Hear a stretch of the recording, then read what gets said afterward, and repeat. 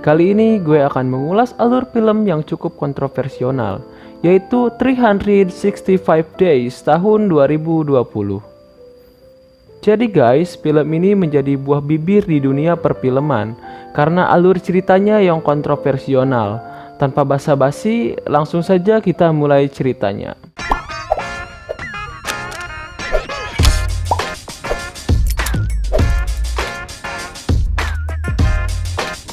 Film dimulai dengan memperlihatkan adegan negosiasi antara bos mafia dengan mitra bisnisnya. Di sini bos mafia adalah ayah dari Massimo, dan terlihat ada Mario yaitu manajer dari si bos mafia tersebut. Di sini terlihat bahwa ayah Massimo memiliki hubungan yang dekat dengan Massimo anaknya. Dan di sini ayahnya juga memberi nasihat kepada Massimo agar tidak main perempuan dan hidupnya harus maju. Karena sebentar lagi Massimo akan menjadi penerus bos mafia selanjutnya. Wanita cantik hanya menjadi surga di mata, namun neraka di jiwa dan di dompet. Itulah yang dikatakan oleh ayah Massimo. Lalu setelah itu ada tembakan yang menembus ayahnya dan Massimo. Massimo masih bisa selamat, namun ayahnya ternyata tidak bisa diselamatkan dan akhirnya meninggal di tempat. Innalillahi. Scene berpindah maju 5 tahun kemudian, di mana Massimo sudah melanjutkan bisnis mafia ayahnya, dan adegan juga memperlihatkan wanita yang menjadi pemeran utama di film ini, yaitu Laura. Laura adalah seorang wanita karir yang cukup sukses karena memajukan tempat dia bekerja. Namun, sayangnya kehidupan percintaannya cukup gagal. Pacarnya lebih memilih pekerjaannya dibandingkan dengan Laura, sehingga Laura yang lagi butuh jatah akhirnya pun tidak diberi karena pacarnya sibuk untuk bekerja. Hal ini membuat Laura bermain bersama tongkat ajaibnya Doraemon. Begitu pula dengan Massimo yang ternyata suka gonta-ganti wanita, dan saat itu dia sedang main bersama pramugari pesawatnya. Lalu scene berlanjut di mana mereka sudah berada di Italia. Laura di sana merayakan ulang tahunnya bersama pacar dan teman-temannya. Namun saat Laura ke kamar mandi, dia menabrak seorang pria yaitu Massimo. Dan Massimo pun bertanya, "Kamu tersesat sayang?" Namun di sana Laura langsung pergi meninggalkan Massimo. Keesokan harinya, Laura bersama teman-temannya sedang rebahan di samping kolam renang, dan Laura mengatakan bahwa pacarnya sudah meninggalkannya sejak pagi hari. Pacarnya tidak peduli dengan dirinya dan hanya mementingkan pekerjaannya dan teman-temannya. Lalu muncul pacarnya yang ternyata habis jalan-jalan sama teman-temannya ke gunung, dan dia mengatakan akan sia-sia membangunkan Laura yang tertidur pulas. Laura yang kesal pun langsung mendorong pacarnya ke kolam dan pergi meninggalkannya. Laura pergi dan menggalau di pinggir pantai hingga larut malam, dan di situ dia sangat bersedih. Lalu saat hari sudah gelap, Laura yang akan pulang dikagetkan dengan lampu mobil yang sedang menyala dan dia disuntik obat tidur oleh seseorang. Laura terbangun di tempat yang tidak dikenalnya. Dia berada di mansion yang sangat besar dan dia mencoba keluar dan berkeliling di mansion tersebut. Lalu tiba-tiba dia bertemu dengan Massimo. Laura tiba-tiba pingsan dan ternyata Laura menderita lemah jantung. Lalu Laura bertanya, "Kenapa aku di sini?" Massimo pun menjelaskan bahwa dia menculik Laura karena Laura adalah bayangan yang selalu ia ingat selama 5 tahun terakhir. Massimo pun ingin memiliki Laura, namun Laura menolaknya dengan mengatakan bahwa dia memiliki pacar dan keluarga, serta kehidupan yang akan mencarinya. Namun Massimo pun memberikan foto yang membuktikan bahwa pacar Laura selingkuh. Laura kemudian protes bahwa tidak bisa seenaknya saja seperti itu. Namun Massimo pun memberikan waktu 365 hari untuk Laura, agar Laura mencintainya dan Massimo akan berjuang sekuat tenaga. Dan apabila selama 1 tahun Laura tidak mencintai Massimo, maka dia akan pergi meninggalkan Massimo. Laura di sana mencoba kabur, namun Massimo berhasil menggagalkannya. Setelah itu, Laura pun sangat dimanjakan oleh Massimo. Bahkan kebutuhannya dipenuhi dan diberikan penanggung jawab yang bernama Domenico. Lalu Massimo dengan sedikit paksaan mengajak Laura untuk pergi. Ternyata Laura diajak pergi untuk berbelanja. Laura akhirnya berbelanja banyak, hingga tiba-tiba Laura mendapat kesempatan untuk kabur. Dan disitu pun terlihat bahwa Laura kabur dan dia menemukan dua orang polisi. Namun polisi tersebut saat melihat Massimo langsung pergi menyerahkan Laura kepada Massimo. Laura di situ mulai menyukai Massimo dan dia meminta makan malam kepada Massimo. Laura terlihat sangat cantik saat makan malam dan terjadi interogasi tipis-tipis yang dilakukan Laura kepada Massimo. Lalu, Laura pun setelah itu diberikan HP dan laptopnya dan langsung mengabari keluarganya mengenai keadaannya. Dan dia mengatakan sudah pindah tempat kerja dengan kontrak selama 1 tahun. Keesokan paginya, Massimo menggoda Laura dengan ikut mandi bersama. Bener-bener kuat iman si Massimo ini. Aduh, kalau gue gak tahu kuat apa enggak nih.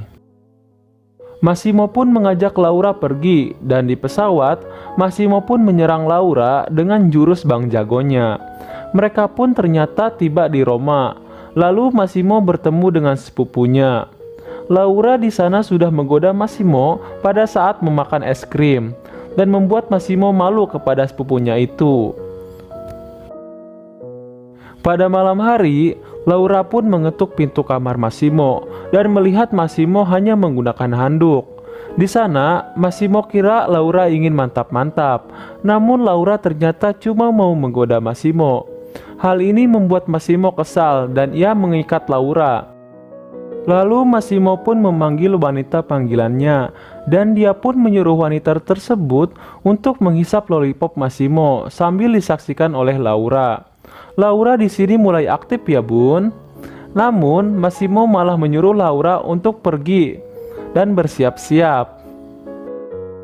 Laura pun kemudian memakai pakaian mini yang tentu membuat Massimo menjadi kesal karena diprovokasi oleh Laura. Laura pun di sana pergi dan digoda oleh laki-laki lain yang membuat Massimo marah dan menodongkan pistolnya. Pagi harinya, Laura mendengar bahwa Mario yang menyuruh Massimo menyingkirkan Laura. Hal itu membuat Massimo emosi dan menyalahkan Laura yang menggunakan pakaian mini. Laura yang frustasi pun langsung loncat dari kapal itu dan membuat dia ingin bunuh diri. Namun, dia berhasil diselamatkan oleh Massimo. Laura kemudian terbangun dan menemukan dia masih hidup. Lalu, di sini Laura pun sepertinya udah baper dengan Massimo, sehingga kapal ini menjadi saksi bisu dari mantap-mantap mereka.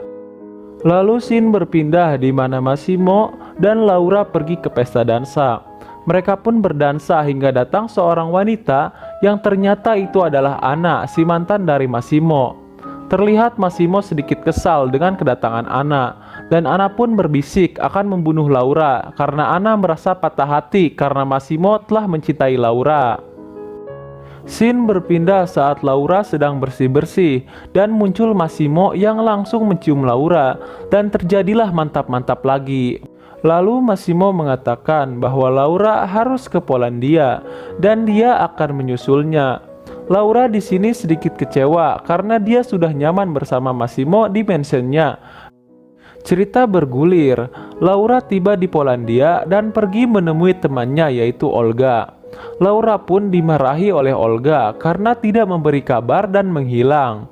Lalu, Laura pun menceritakan semua kejadian mulai dari pacarnya Martin selingkuh hingga dia sudah jatuh cinta kepada Massimo.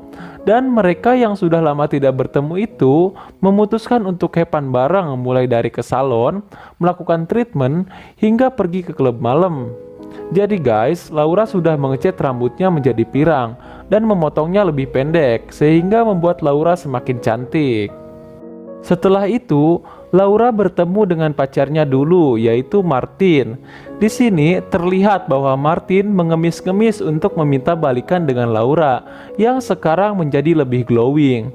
Di sini jelas Laura menolak Martin karena dia sudah memiliki Massimo yang lebih tampan dan kaya daripada si Martin botak itu. Martin terus mengikuti Laura hingga bertemu dengan Massimo di apartemennya.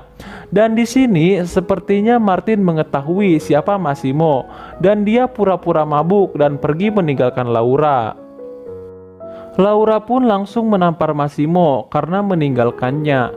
Namun setelah itu Massimo pun langsung menyerang Laura dan terjadi mantap-mantap lagi. Lalu Laura mengatakan bahwa dia tidak butuh 365 hari karena dia sudah mencintai Massimo sekarang. Dan keesokan paginya, Massimo pun langsung mengajak Laura untuk menikah. Lalu Laura menerimanya dan lagi sudah ada cincin Massimo yang melingkar di jari manis Laura. Laura pun mengajak Massimo ke pernikahan saudaranya dan memperlihatkan Massimo kepada orang tuanya. Laura di sana sebenarnya berpesan agar Massimo tidak mengatakan pekerjaannya yang sesungguhnya kepada orang tua Laura.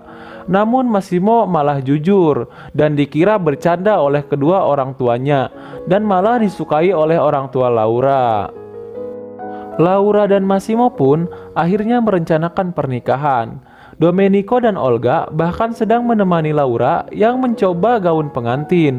Dan kita bisa lihat sendiri, benar-benar cantik si Laura ini. Entah kenapa, musik tiba-tiba berubah. Laura mengangkat telepon dari si Massimo dan mereka lagi berbincang-bincang romantis. Namun scene berpindah ke tempat Mario yang mendapat berita bahwa Laura akan dibunuh. Lalu Mario bergegas pergi ke tempat Massimo.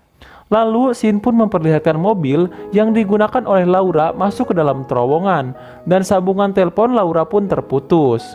Scene juga memperlihatkan mobil Laura sudah tidak melewati terowongan itu. Saat Mario sampai di tempat Massimo, Mario langsung memberitahukan Massimo dan scene akhirnya berakhir dengan memperlihatkan ekspresi sedih dari Massimo yang mengetahui bahwa Laura dibunuh di dalam terowongan. Dan akhirnya film ini pun tamat dengan ending yang menyedihkan.